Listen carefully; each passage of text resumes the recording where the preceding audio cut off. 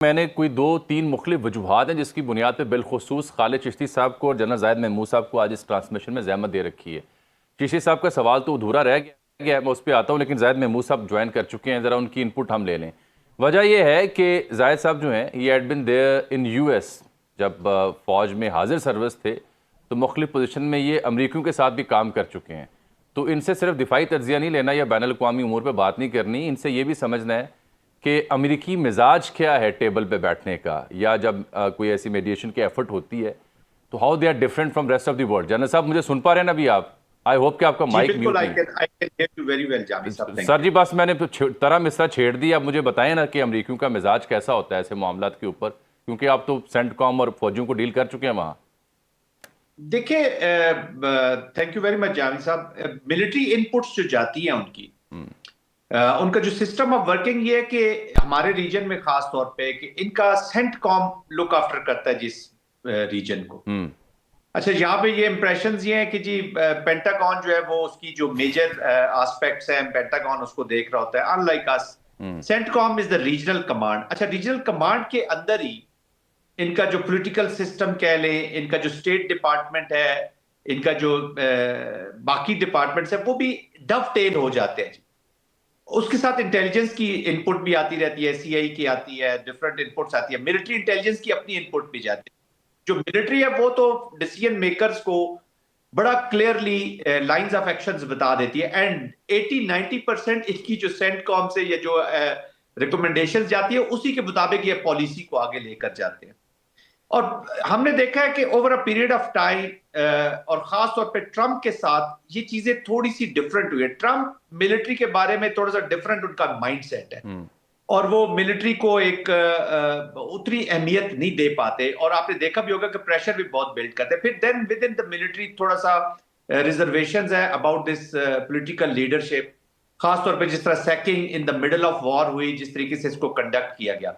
But having said that, political objectives को सामने रखते हुए अपनी माइट को ये जरूर यूज करते हैं। उनका लीड इंस्ट्रूमेंट वो अपने मिलिट्री इंस्ट्रूमेंट को ही रखते हैं जी, कि इससे कंडीशंस की जाए to pursue their political objective. अब इस वॉर में थोड़ी सी कंफ्यूजन इस वजह से अजमल साहब कि हमें अमेरिका के कोई पॉलिटिकल ऑब्जेक्टिव समझ नहीं है, इसलिए first time in the history America के अंदर हमने एंटी इजराइल थिंकिंग, टॉक्स और थोड़ी सी नफरत देखी है। और वहां पे अब ये थिंकिंग शुरू हो गई है, not at a larger scale but at to some effective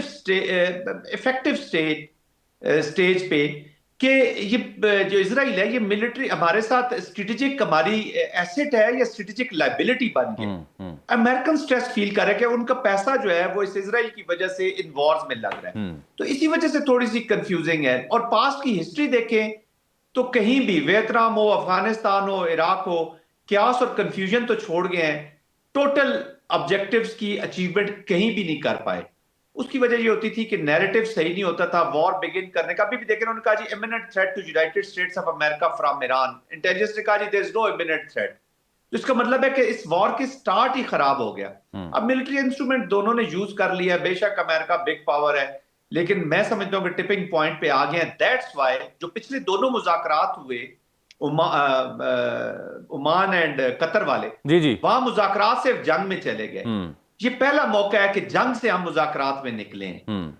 तो आई थिंक स्ट्रेटेजिकली कंफ्यूजन जरूर है, लेकिन मुझे नहीं लगता कि वो अपने पॉलिटिकल ऑब्जेक्टिव्स को अब फर्दर परसू करना चाहेंगे या अटैच रखना चाहेंगे इसराइल के साथ। बिल्कुल ठीक, रखना चाहते हैं नहीं वो बड़ा तो फिर इन मुज़ाकरात का नतीजा भी हम वही देखेंगे जो पास में देखा होगा। बहरहाल बड़ा ओवरवेलमिंग एक सिनेरियो बना हुआ ना जनरल साहब और चिश्ती साहब ट्रंप के लिए भी। अब देखिए ना कि उन्होंने मिड टर्म में जाना है और वो भी एक रिकॉर्ड मनफी अप्रूवल रेटिंग के साथ। फिर सुप्रीम कोर्ट ने टैरिफ पे ऑर्डर लगा रखा है, गवर्नमेंट शटडाउन है, वहाँ पे डेमोक्रेट्स जो उनकी आइन की शिक नंबर 25 है उसको परसू कर रहे हैं कि is not fit to be the president. Polls daily आ रहे हैं आपके सामने, फिर जो फाइनेंशियल लॉस हुआ जंग में वो आपके सामने है। तो मल्टीपल रीजनिंग और फिर जो बदनामे ज़माना फाइल्स हैं वो ट्रंप साहब के अहले खाना तक पहुँच रही हैं। सो अमरीकी मीडिया वहाँ भी अंगड़ाइयाँ ले रहा है। सो बहुत बड़ी टॉल है जो ट्रंप साहब के लिए, डिस्पाइट द फैक्ट कि एक टिपिकल रिपब्लिकन की तरह वो चेस्ट थम्पिंग ज़रूर करते हैं। और वो अभी मुज़ाकरात भी जारी हैं, बेस्ट विशेस भी कह रहे हैं वो जेडी वैंस को, और साथ कह रहे हैं कि आपने हुर्मुज़ खोलने के लिए तैयारी भी पक्की है। चिश्ती साहब वो सवाल पीछे ही रह गया मेरा कि ये जो सालिस होता है बिलखुसूस इस वक्त पाकिस्तान की जो पोजीशन है, almost all major capitals are standing behind Pakistan, तो उसकी जो वेटेज है इस सूरत हाल में वो कितना अहम होता है और कितना ज़रूरी होता है?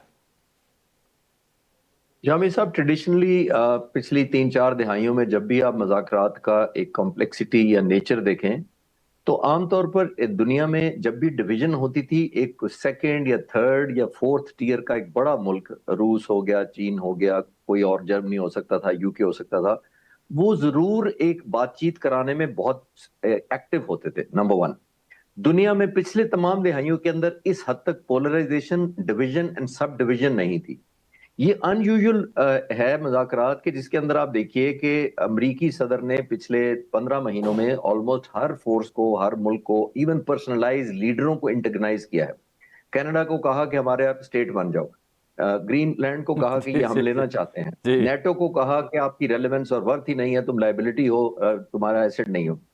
रूस को क्रिटिसाइज किया, चीन को क्रिटिसाइज किया, इंडिया को बहुत ज्यादा क्रिटिसाइज किया। तो कौन सी ताकत बची थी यूरोपियन यूनियन, नेटो और सबको मिला के जो अमेरिकन प्रेसिडेंट के साथ खड़ी होती? तो ये सब डिवीजन में इस तरह बात कर रहा हूं, और ये गॉड गिवन अपॉर्चुनिटी पाकिस्तान के हिस्से में आई कि कोई मुल्क इतना रेलेवेंट रह नहीं गया था जो इतनी डाइवर्जेंट किस्म की जो वॉर ऑब्जेक्टिव है, पॉलिटिकल एंड डिप्लोमेटिक ऑब्जेक्टिव है, उनको कन्वर्ट कर सकता ऑन टू वन प्लेटफॉर्म। तो पाकिस्तान का, तो मैं पहले दिन, जब कोई 10-15 दिन पहले पाकिस्तान का पहली दफा नाम आया था, तो मैंने ये उस वक्त भी अर्ज किया था कि देखिए, पाकिस्तान का इस काबिल हो जाना और इस काबिल समझे जाना इटसेल्फ हमारी रेलेवेंस, हमारी रीगेन होगी, है प्लेटफॉर्म। हम नहीं, खुदा न खासा किसी स्टेज पे खदशात का भी जिक्र नहीं करना चाहते कि खुदा न खासा मुज़ाकरात नाकाम हो जाए, लेकिन पाकिस्तान ने तो अपना स्टेचर वैल्यू ऐड कर लिया है बाय होस्टिंग एवरीबॉडी। ये एक एलिमेंट ऑफ ट्रस्ट है। और अब अगर खुदा न खासा मुज़ाकरात डिले होते हैं, पोस्टपोन होते हैं, नहीं कंक्लूड खुदा न खासा होते हैं, तो पाकिस्तान का तो कॉम्प्रोमाइज नहीं होगा, तो वो तो डाइवर्जेंट ख्यालात या डिमांड या एक्सपेक्टेशन का वजह होगी। तो आई थिंक ये पाकिस्तान ने अपनी क्रेडिबिलिटी आन की है, एक न्यू फाउंड रेलेवेंस पाकिस्तान को मिली है। मई 2025 में जो शुरू में मैं अर्ज कर रहा था कि हमने अपने लिए रेलेवेंस की थी, इस एरिया के लिए की थी, लेकिन अब हमने एक ग्लोबली की है। तो जो अनयूजुअल बात है, प्रेजेंट बात है, और ऑब्वियसली 25 करोड़ लोगों के मिलिट्री पॉलिटिकल लीडरशिप के लिए प्राउड मोमेंट है कि दुनिया कन्वर्ज करके पाकिस्तान की तरफ आ रही है। Definitely it's a moment of pride. All eyes on Islamabad. और बहुत शुक्रिया आपका चिश्ती साहब और जनाब जाहिद महमूद साहब।